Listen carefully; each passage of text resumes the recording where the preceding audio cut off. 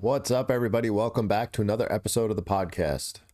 First, I just want to give everybody a big thank you to those that have reached out over the past couple weeks with the release of these episodes and the release of the podcast.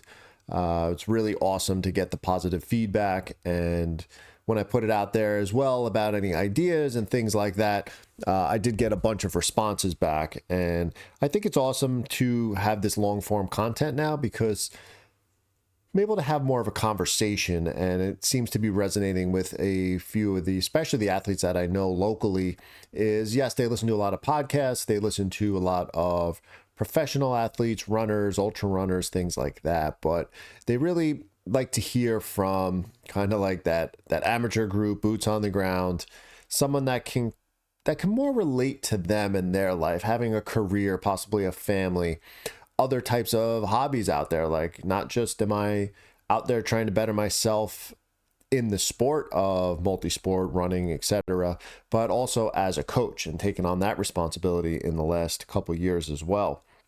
And I put it out there one of the last episodes ago. If anybody that's got anything out there, reach out to me, send me an email, send me a message. And I did get some good responses on some things like that.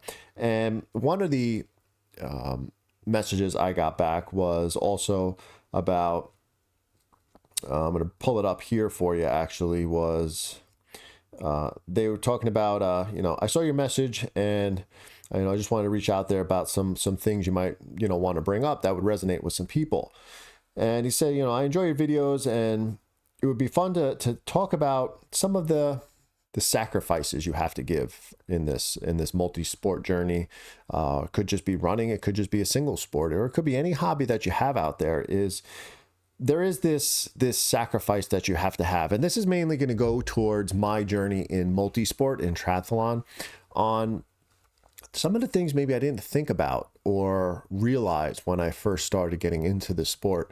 And now that I'm years into this and invested into it, some of the tips and ways you might be able to handle this, or even if you don't realize that you may resonate with this conversation, it may start to make you think about some things a little differently. And it's not all for the work. It's not all for the bad. We're going to start out with some things here to talk about. But at the end of all this, though, is we're going to end it on a positive note. We're going to end on why these sacrifices at the end of the day were important. And then when we talk about sacrifice, the first thing I said, I want to look up the meaning of sacrifice, because there are a lot of different meanings and ways we can use the word sacrifice, but how I'm talking about that word and that meaning for this episode here.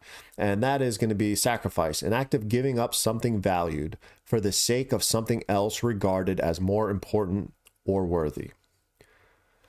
Now we'll fast forward here, and we're going to talk about some things. We're going to talk about time, money, family, other hobbies, some of these things that do have to give up a little bit. Now, we're not saying that our sport endeavor, our multi-sport or running journey or ultra running journey is more important or worthy than some of these other things. But by the end of this, we'll talk about, it's not the physical act or activity of per se that you're doing. It's what you're gaining from that activity that is more important or worthy. And we'll kind of unpack that a little bit at the end. But sacrifice and endurance training, right? It isn't just about time, because that's the first sacrifice, obviously. We're going to go on this endeavor. We're going to go on this journey. Let's just talk about my journey. I wanted to get into running, and that was something where I thought it was an initial upfront investment that hopefully would pay back more returns than I'm giving into it.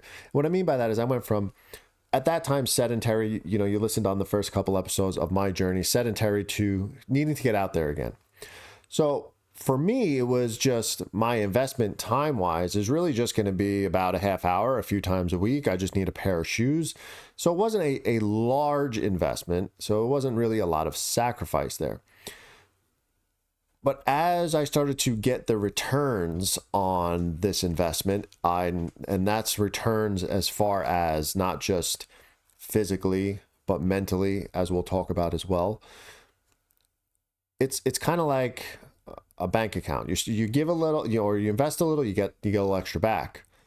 And then you say, well, if I invest more, am I going to get more back? And I kind of feel like that's the mentality I have about this journey. And, we'll unpack and reflect on some of the things that I've had to give up, good and or bad, for that. And I want you to reflect as well as we go on here. Reflect on some things right even off the bat before we even start talking about it on, let's talk about some of the bad things, at least that you gave up, as far as maybe some bad vices you had. I know some people through sport that gave up drinking and drug use and this is their return in that investment is the more they're able to participate, the more they're able to give, the further away they're able to go from that portion of their lives. And that's phenomenal. So they're kind of, it's replacing a bad thing, turning things into a good thing.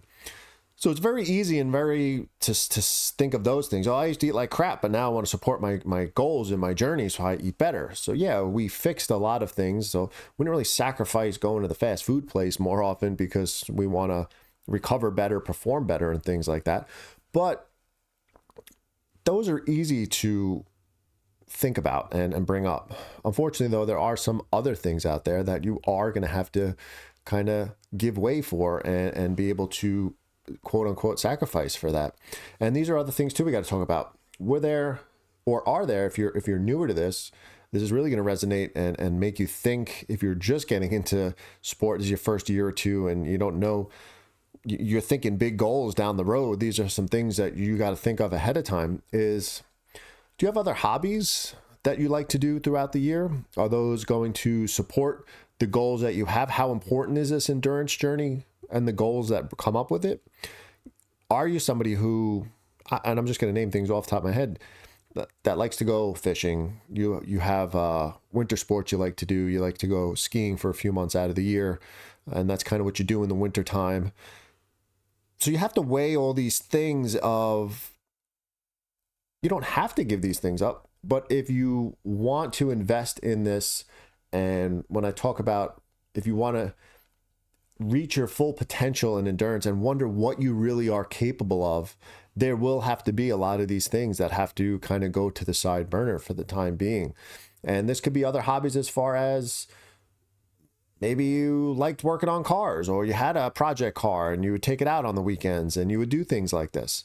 And I'll start to now turn this towards my journey on things. Was at the time I got into running, I used to have a few motorcycles growing up. And at the time I had gotten, it's probably, I guess it was maybe a year and a half old at the time, was I had gotten a motorcycle again at that point in my life. And as I started getting into this part of my life and the weekends became important for training and longer events, I had to make a decision at that point where my fun and my time for myself was going riding. But now the time was shifting. I had a family and young kids at the time at that point. So it was, well, I have to make a decision. And I can rewind this even further to other portions of your life on things that, it's not just sport that we talk about that has its sacrifices.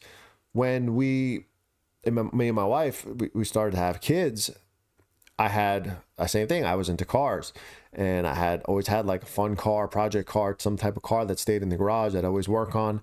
And at the time, it was only a 2-seater, and we're having kids, and we have a kid. Well, I can't even say like, well, when they get older, I can take them for a ride, put them in the back seat, and I can go still enjoy my cruises with my son in the back. It's not possible, and so I sold that car at that point because of that change we had in our lives. Again, then I wanted to get back into something, got a motorcycle.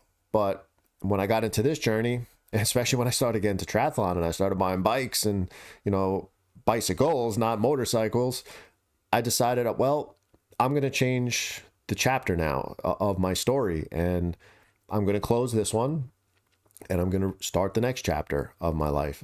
And my Saturdays and Sundays mornings are filled with going to meet people, getting my training in, prepping for my races. So that was like some of the hobbies and things that I had to give up.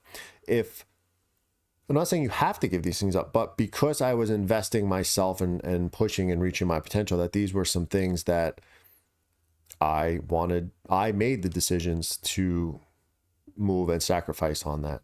So if you're just getting into this, you're starting to compartmentalize like, oh, this is fun. This sport, running, multi-sport is fun. And you're starting to think bigger things down the road. Maybe you're just getting into triathlon and maybe you only think that you're just having fun with it right now, but then you're seeing visions of competing in a half Ironman, completing an Ironman at some point. These things, when done right during the process and the journey and prepping properly for them, consume a lot of time and a lot of energy.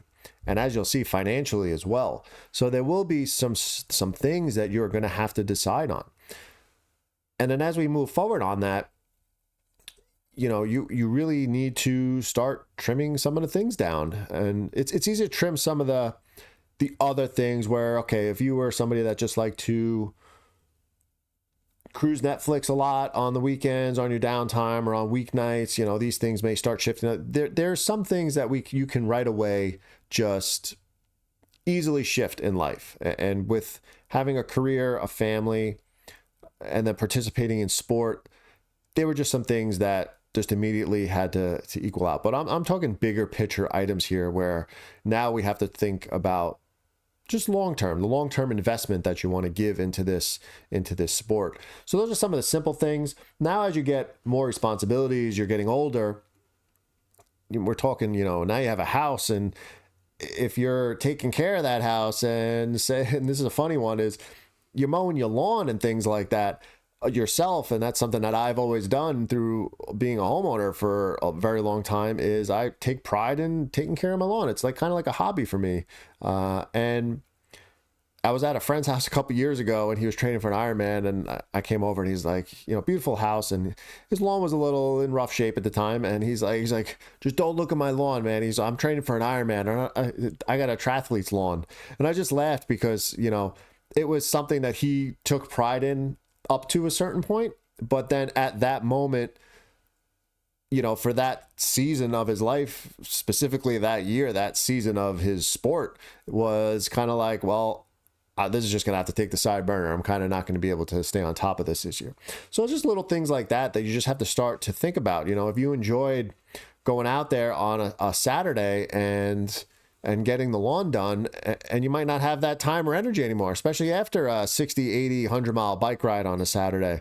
If you have a very busy work schedule and you're getting home late at night, you just may not be able to have the ability to get that in anymore.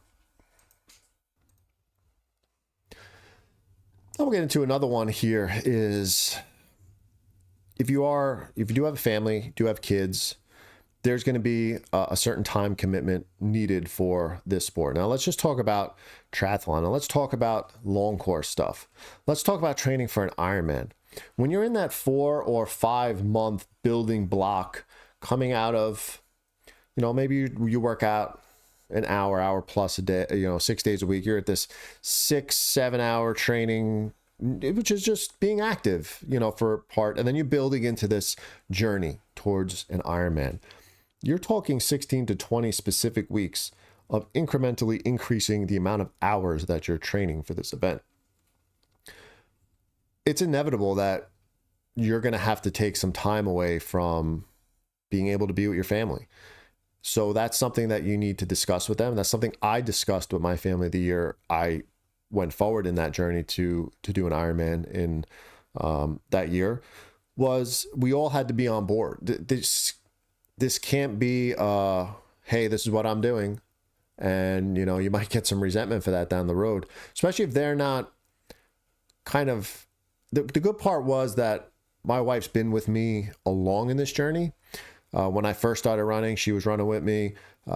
She was the first to finish triathlon in this household. She's done 2 half Ironman events. So she kind of understands, and she blends over with a lot of the people that are involved in that world with me, and has come to these races and understands the journey and the process that's involved in building for these large events. But if you're just getting into this and you're not going to kind of pull them into your journey and let them be aware of what's coming, then you might cause some more problems than you may think on that side of things when you want to start doing this. And it comes to this point now, you're going to get friends along the way, things like that. They're going to think that it's selfish to spend that much time away from your family, or they don't understand the value of what you're getting out of this investment into this endurance world that makes your time with your family that much more better. And what I mean by that is you'll learn a lot about yourself through this journey in whatever type of endurance sports you're building and racing for. Is just the fact of setting goals, working day in and day out for these goals, leading up to these races, these big races, and completing these carries over, it spills over into other aspects of your life. You do just become a better person and a better human being, let alone with the people that are going to start surrounding you, you're going to attract through this journey that are going to help each other on that path. It's just, we're going to actually get into that in a little bit, is the friendship and acquaintance side of things and why that's transformative. But they need to understand too, your family, that this is an investment. It's an investment, not just in a selfish way. It's never selfish to help yourself. It's building you as a better person as we progress in life, and hopefully it all carries over in a very good way over to the time that you do spend with your family, and it makes it that much more valuable for you, because you're probably going to, again, cut a lot of these other things possibly out of your life if you were involved in them, where now you might just be a more happier human being on a Saturday afternoon, as opposed to the old you that didn't really care about themselves on a Friday night, slept in on a Saturday morning, woke up miserable and kind of questioning why you do certain things. But now this is giving you a sense of purpose, a sense of drive, a sense of direction in your life. And that's going to very much so carry over into other aspects, especially even your career and your job and how you perform as well on that side of things. There's inevitably going to be a big sacrifice here in the triathlon world. And it's actually pretty earth-shattering if you really break it down. And this is a financial part of it. Triathlon is an expensive sport. Running is as well. But if I would have just stayed stayed road running at that half marathon, maybe do a marathon once in a while distance, it's not the end of the world. And what I mean by that is, if you're all in on it, you're going to have some shoes, some gear. Those things last a decent amount of time. Get a couple pairs of shoes a year, fueling, and little odds and ends, gadgets, watches, and things like that. So it's not cheap, but triathlon, there's just this whole other world, and it is overwhelming, very overwhelming for some people. And there's some tips and tricks around how to get around this, but it's funny because talking to a friend of mine on our runs during the week, and this is something I'm probably going to come up with and put in a future episode because it's not funny, but it's eye-opening, is we started to think, because he works in finance, and I like numbers. If you don't know me by now, just between everything in life, between data, coaching, numbers, just I like numbers, and I like data, and I like representing data and that type of stuff. We said, let's take someone who wants to get into triathlon, and I could follow my journey with it, but if I really actually tried to figure out my own numbers, it might be a little sickening to my stomach. But side note is, if we took a triathlete who was just getting into the sport and we said, all right, they're starting to run this year, these are the things they need to get. They need to get a watch. They need to get a pair of shoes. They need to get some gear. They need to find a bike. They need to get a wetsuit. They need to sign up for some races. And we just kind of started throwing things out there of what it takes for the first year, 2-3 years of triathlon. And now let's talk to somebody who's progressing a little bit, somebody who wants to jump into the 70.3 distance. And, these races start to become a little more expensive. If they're not local, you have to start traveling. You inevitably are gonna want a better bike, or at least a decent bike. And again, even if it wasn't brand new, a used bike is still not cheap. And then there's all these upgrades that we start looking at, right? Power meters, rims, carbon wheels, aero helmets. So now you have a training helmet, an aero helmet. You have, cycling cleats. You have, let's just talk, tri-suits in general, a couple $100 each. Then you're talking about getting a wetsuit. So we started listing all this stuff out, and then we said, well, maybe they hire a coach and you add that every month because, they want to get better. And then X amount of races, they like to race throughout the year. And we just started throwing numbers out there, and if you look at somebody, just call it for a 5-year period, somebody who just gets into sport to somebody who does a bunch of 70.3s and then maybe 2 or 3 Ironman in year 4 and 5, and start adding up what all of that's going to cost. And then extend that out even to maybe somebody who does this for a decade, 10 years. And over that course of that time, they may start with a used bike or go buy a new one right away. But at some point, they're probably going to buy another bike, maybe a road bike, and they're going to need a new wetsuit at some point. These races, the Ironmans, are even double as expensive as a 70.3. They're starting to travel and go to these other types of races, other places. And the number that we were roughing conservatively amongst that time frame was pretty interesting, let's put it that way, on what that person would spend, let's just call it for a 5-year span of what we were just talking about. And then there was all these other fees. Let's talk about, like Zwift and an online platform to do your cycling. And these subscription services that were built into.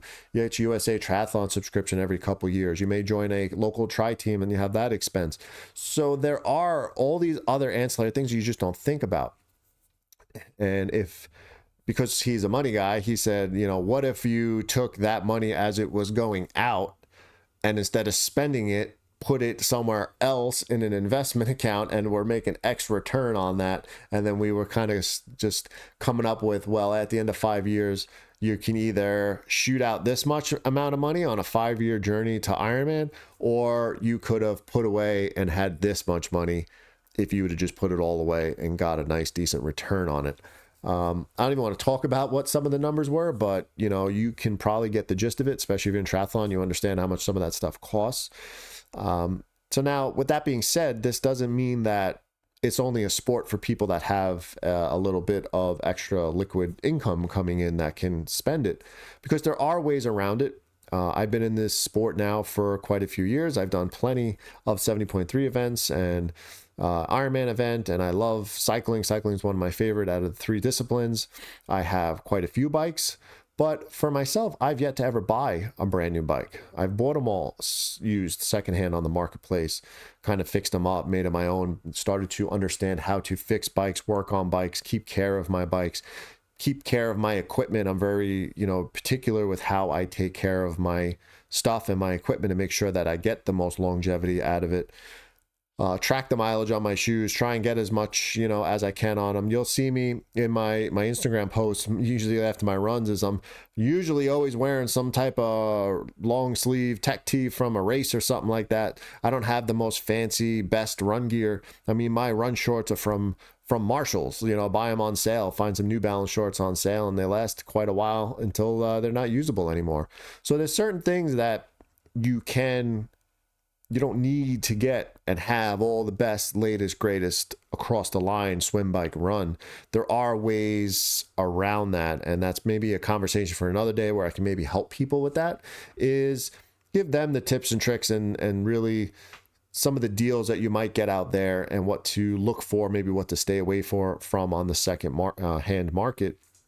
And I think it's very important because this sport should be accessible to more people. It shouldn't be, there shouldn't be some type of socioeconomic gap that doesn't allow certain people to get into the sport. And there is plenty of support as far as when we find out that people are new to the sport or they're runners and they want to try a triathlon all the time. I've had friends, oh, I got this bike, just use it for the year. I've had coached athletes that borrowed bikes for that first year from their friend and completed, 70.3 with it. So it's a super supportive community, and you just got to ask around. And that's why the community aspect of endurance sports is very important, because you can there's just so much overlap. I mean, even on today's run, we were talking about a buddy of mine who's a very good trail runner. He's going to go run his first road marathon in a couple weeks. And I was like, aren't you a size 10 and a half? He said, yeah. I said, well, because he was asking about like carbon plated shoes and things like that. I said, dude, I got 2 or 3 pairs of them, take one of my older pairs, take it out for a test run or two, and then use them for the marathon. We're both a 10 and a half, because if he's not going to stay on the road journey, it's a training run and he wants to check the box on the road marathon right now. Why invest $250 into a pair of these shoes when you can just, if you have somebody that can let you borrow them for 40, 50 miles, that could be something. Look at the savings that he had right there. So it's little things like that. Like there's just always, people are very giving in this community because I think they understand the importance of what the sport can do for you. I have plenty of stuff laying around, and that's what I love about the coaching side of things right now is I love just giving what I can. And even if I know that person can probably afford to go buy it, but why, if I can fill that gap for them? Maybe now they can go spend their money on something else that's more appropriate for their training or their racing journey along those lines. But it's just a very supportive community. So that's why it is important to kind of entrench yourself into some type of community out there where you can help each other. You can learn. And again, one of the reasons why I started putting myself out there with videos and coaching, because I wanted to guide people, especially when someone comes new into the sport and they're a runner and they come to me and say, I want to start training for a triathlon.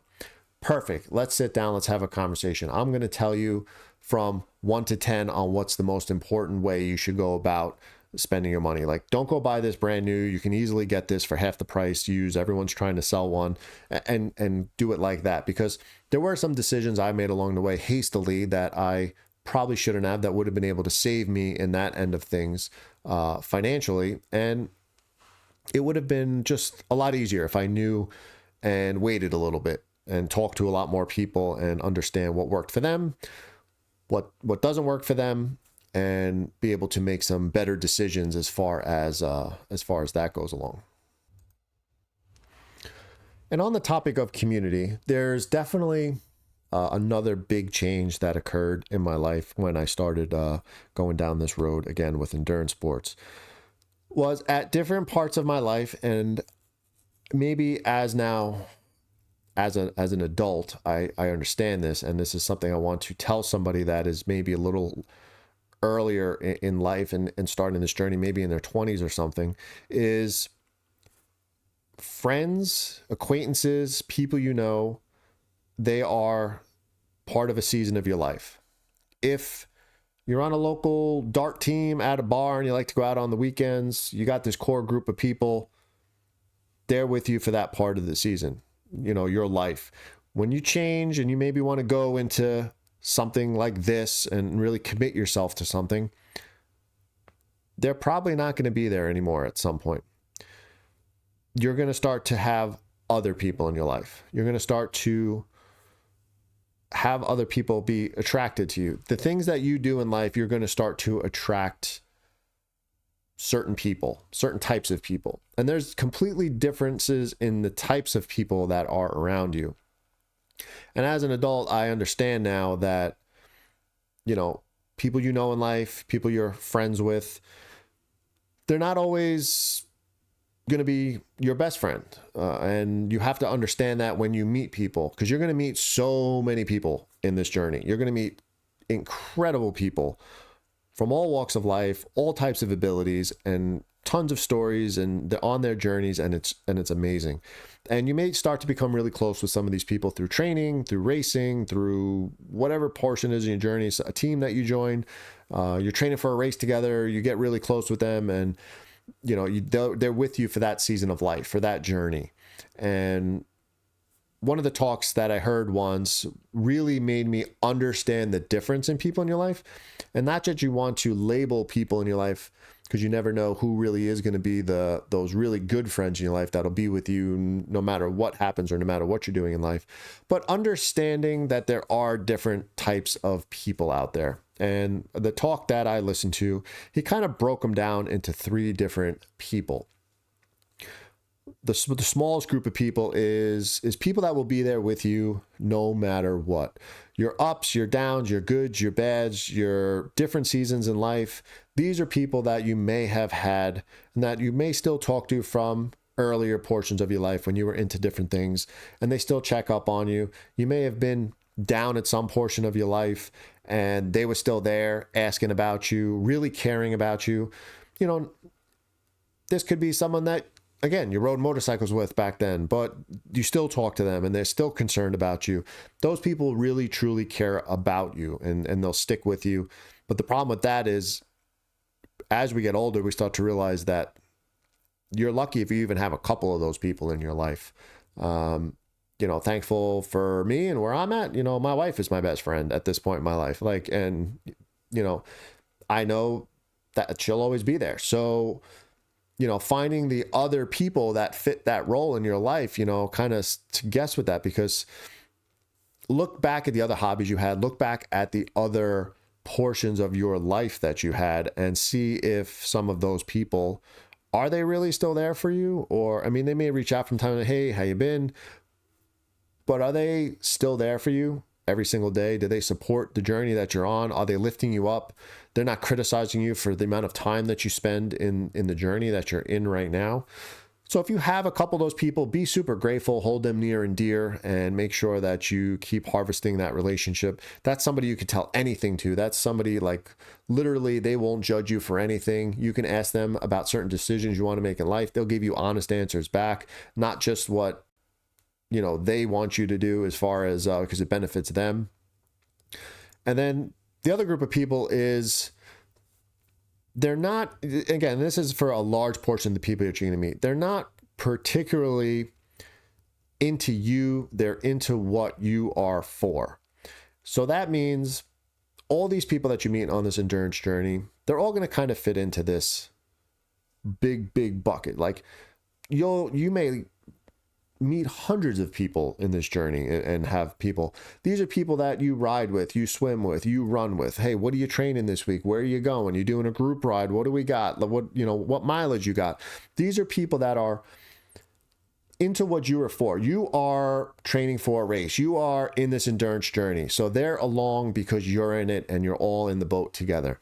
And these are great people, but sometimes, depending where you want to go on your journey, is if you're a runner and you join a run group and you train with these people for a year or two, and then you decide to go into triathlon and meet a team of triathletes, you will inevitably start to kind of go more with that group. You're going to start to go on swims and bike rides.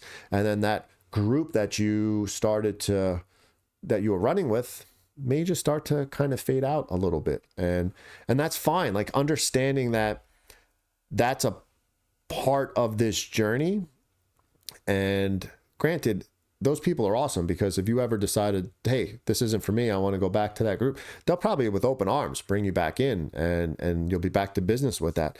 But just understand that's a big group of people. That's the majority of the people. And if you ever could meet one or two really lifelong friends out of that you can really connect to on that level I spoke about before, that's awesome.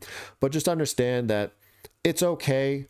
Don't, especially if on the other side of things, if you meet somebody and you train with them for a year or two straight and you're like, this person's awesome, and then they decide to go do something else and you kind of don't hear from them, it's all right. Like, that's part of the seasons. That's part of the, that portion of people in your life.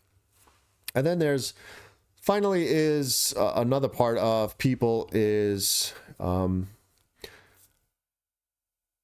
they're not for you per se. They're kind of against what you're against. So these are the people that are, say, you don't want to do something anymore. You don't want to be the person you were before because endurance has changed your life, for the better.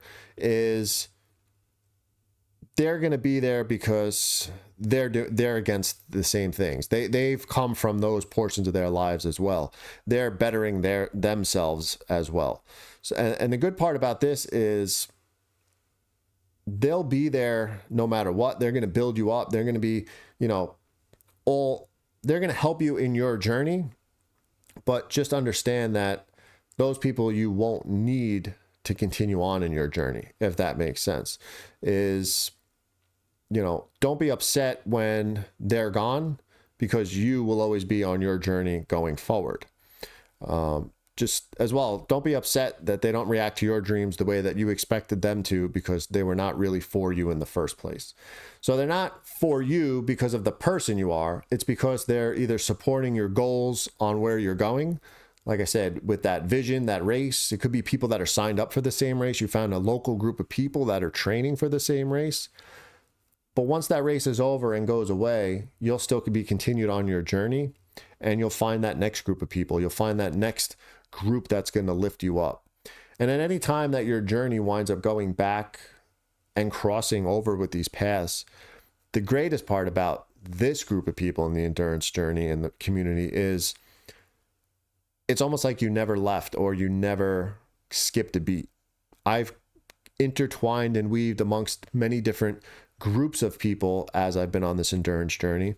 Specifically, one thing I can talk about is over the last few years, when November comes around and triathlon season's over, I gravitate to trail running. It's something I really like. And now, especially the ultra running space, and being able to do 50K plus distances, there's a certain group of people that I definitely intertwine myself with from that portion of the year, from November to April. Now, do I feel bad and miss them from May through October when I'm training for triathlons? Absolutely. Do I reach out to them and keep up with them as best as I can? But I think there's like a common, just known thing that it's nothing against that person. It's just against where I'm headed right now for the journey that I'm on. And I think that it's just a respected, known fact, at least amongst the people that are pretty level-headed. And they knew why you were in that portion of their life as well, is you were both on the same journey supporting each other.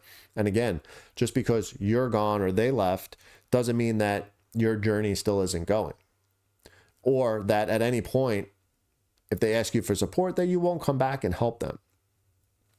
So that's something that I really needed to learn and understand, because you'll start to second guess yourself on some things like, oh, I wonder why so-and-so doesn't come around anymore or talk. Maybe they're on a different journey. Maybe they're in that next season. They're a different chapter. It's okay that they found another group of people that they're training with. Don't be upset over that. Like, there will be plenty of time to mix and match and intertwine your journeys as you go along down the road. Now, amongst all those things, right, the sacrifice of time, family, certain people in your life, that are going to come and go or have gone now from past seasons that frankly may not come back again, because you're on this journey, this path right now. But what have we gained through all this? And that's something I want to finish on today, is we got to reflect on what we gained through all this. Endurance training, running, cycling, swimming, any activity that gets you, huffing and puffing out there. That's what I'm talking about. This journey of setting a goal, coming up with a plan, completing the plan, and moving on to the next thing. It makes your mind, not just your body tougher, it makes your mind tougher. It makes your brain grow. It makes you have a purpose in life amongst the chaos. And that's what I found from endurance sports. At a point in my life when things were just becoming chaotic, and I spoke about it in my journey, was getting married, getting a house, having kids, a change in my career at the time. All this happened in such a short period of time. What was the norm through, let's just call it from 25 to 35, that decade or leading into that, a little earlier than that even, things were just moving. They were just good. And it's all good. But when there's a disruption in there, you need to find a control. You need to get yourself on a path where if you can't control certain parts of what's going on, you need to find a way to control something else. And it's not that we're pushing that other piece to the side and not worrying about it. Is when you can find order in something so controlled, in like the goal setting, the journey, the race, continuing on, progressing, bettering yourself, you versus you, it will carry over to the other side of it. And it will make all those other chaoses and conflicts seem not so bad. You'll be able to handle it better. There's going to be a number of things that are going to go along the way. And this journey on endurance has undoubtedly changed the way I deal with stress in life, any type of like anxiety type feelings that you may have to certain things you need to do in that portion of your life. And I'm talking career, family wise, and all that. It's going to make you just a better person. You can't tell me when you get up early, finish your run or your workout or your swim, and you've kind of checked the biggest box of the day that was lingering, and you show up to work, that you're going to be more productive that day and a better person. You have this sense of accomplishment already right away as soon as you step in the office in the morning. It's just going to make you more sharp, more focused. These are things that I have noticed throughout the journey. The resiliency and grit that you'll have completing a hard workout, what you're going to learn from yourself deep into these races on what you're actually capable of, what your human limit is, makes you realize when things are tough outside of endurance that it's really not the end of the world. Like, these are problems. And I'm not going to say that from time to time when problems arise that I don't get a little overwhelmed, but certain things now, or when I'm dealing with something in a professional setting and there's a problem, I notice that a lot of other people will continually just harp on the bad and continually want to complain about it. And that's natural to a certain point, but then you have to say, time out. What are we going to do to fix this? And it's the same thing you do all the time in this endurance journey. Is even if you're training, you're on point, you're good, something happens, maybe a little injury, a little setback. What do? You have to figure it out. You'll come up with a plan. You'll come up with a way to fix it, repair it, progress, and continue on. And then you'll enact the plan. You'll do the plan, and then you'll check the box and finish the plan. 2 ways: confidence boost, better sleep. These are all things that, again, the investment of all that other stuff, this is the withdrawal that you're able to make on the return to that investment. That sacrifice you put there originally for all those things, you're withdrawing all these other traits and things along the way that you're able to then reinvest into other parts of your life. And it's kind of like money in a way where you're able, it's just your personal portfolio. You have family, business, career, your mood, your health, all these things. You're sacrificing certain things to get a withdrawal back so that you can deposit it into all these other areas. And that's, the same thing as financial, is when you take money in, you invest money, and then you're able to put money in different places and diversify a portfolio and build money, is you're able to do this for yourself, for your physical being, for your mental well-being. Think of that portfolio, especially if you are somebody in finances even, and you understand the world of money and how that's created. Do that to yourself. Do that to your mental well-being. Do that to your physical well-being. Invest all that money. Create this portfolio of yourself inside and out, and work on that investment. Work on that becoming the biggest asset, that it can be. If you're putting shitty food in, shitty sleep in, you have high levels of stress, these are all things that are just being withdrawn out of this portfolio.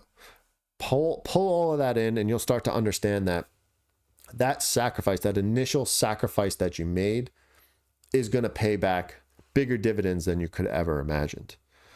And what's the catch in all this? The catch is you've just got to keep at it, right? The mental gains don't come from one heroic 5K, one event, one training block. It comes from consistency. Consistency will win the day in endurance. You start small. Couch to 5K. I did it. 20 to 30 minutes a session. I did it. A few times a week. I did it. I kept going. It really kicked things off. It really kept going. I was seeing that return come in, and I was willing to keep investing that. Just like anything else, though, it's long term. We can't overdo it. We can't rush it. We can't force things. You'll stress your system, and I've seen it. I've seen 2 different types of journeys in endurance, especially as being a coach. I see it a lot.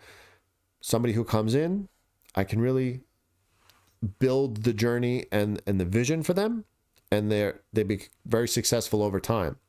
It's usually when somebody comes in, rushes something right away, tries to wring everything they can out and kind of bend the rules of endurance, that they wind up stressing themselves out, not enjoying it, and then they leave the sport.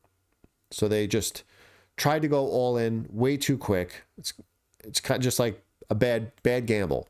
You just put your money somewhere short term thinking you were going to pull out this big investment, and it didn't happen.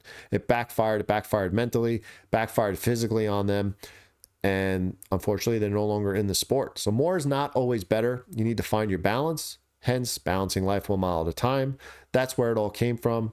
I still, every week, every month, every day, every small training block, every big training block, it all has to be about balance and where it fits in, and has to be an investment, if you will, with that.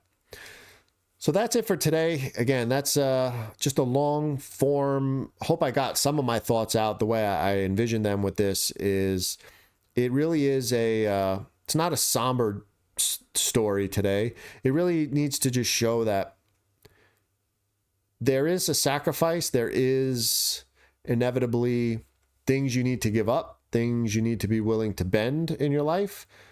But if you go about it the right way, it is an endless investment that you can continue to get out that will affect so many other aspects of your life for the better, and will make you just a better human being. And that's really the story for today. Again, thank you all for the comments and the feedback on all this. We'll have working on some people for interviews coming up, which is going to be awesome. I want to hear about the journeys of certain people that I train with or know. And again, if there's anything specifically you like long form content wise, or you want to rack my brain about, or a race that I've done, something like that, by all means, feel free to reach out. I've got a few things pending, and I hope you enjoy this. If you're seeing the video, you're probably watching on YouTube. Just remember, it's also available in audio form. You can find it on just about any major podcast sponsored thing. You just give it in a try. It should pop up. And don't forget to hit subscribe so you can get it. Right now, these videos should be coming out once a week on Mondays. And for now, I just want you to stay safe, stay healthy, keep balancing that life 1 mile at a time, and I will catch you all on the next one.